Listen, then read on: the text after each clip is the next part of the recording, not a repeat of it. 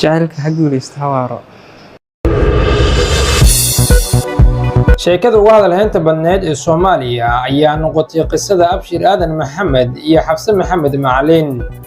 gabadhan oo ka tagtay gobolka Bakool kuna sii joogday gobolka Galgaduud ee bartamaha Soomaaliya si ay ula aqalgasho Abshir oo ka tirsan kooxda Al-Shabaab ayaa gacanta ku soo dhigay laamaha amniga ee dowladda federaalka Soomaaliya.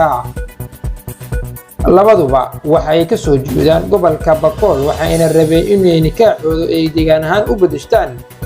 Abshir markii uu ka war helay in xaaskiisa la qabtay ayuu go'aansaday inuu isku soo dhiibo dowladda federaalka Soomaaliya.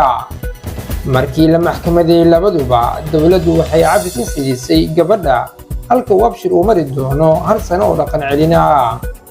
waxaase dad badan ay taabatay xubin ka mid ah ay kooxda Al-Shabaab jacayl dartiis u bedeli karo fikradiisa.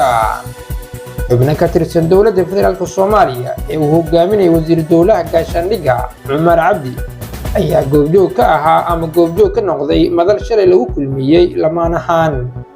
Xafsa waa xor waana la sii daayay waana la damiintay halka Abshir uu mari doono 1 sano oo dhaqan celin ah. waxaa la sheegay in la siiyay lacag dhan $3,000 si ay arooskooda ugu sameystaan. haddaba maxay ka dhigan tahay tilaabadan iyo xubno dowladeed oo bixiyay lacag la isu guurinayo xubno ka yimid kooxda Al-Shabaab? kow baahi guur. Xafsa iyo Abshir waxa ay muujiyeen in ay qabaan baahi guur.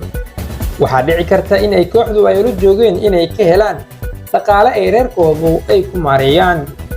in qodobkaasi la fududeeyay waxa ay ka dhigan tahay in baahidoodii la xaliyay. waxaase jira dhalinyaro badan oo ay u galeen duruufta dhaqaale.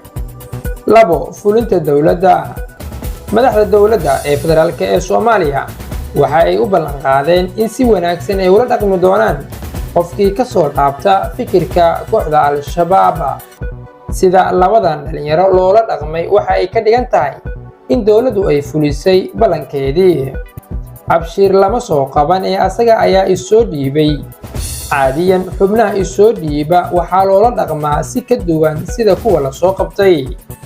sida awgeed si loola dhaqmay Abshir iyo Xafsa waxa ay fariin ugu filan tahay dhalinyarada maanta inta badan dhaqaale ahaan ay ugu faa'iideysanayaan ama ku jiro kooxda Al-Shabaab in maanta ay fursad ay u tahay.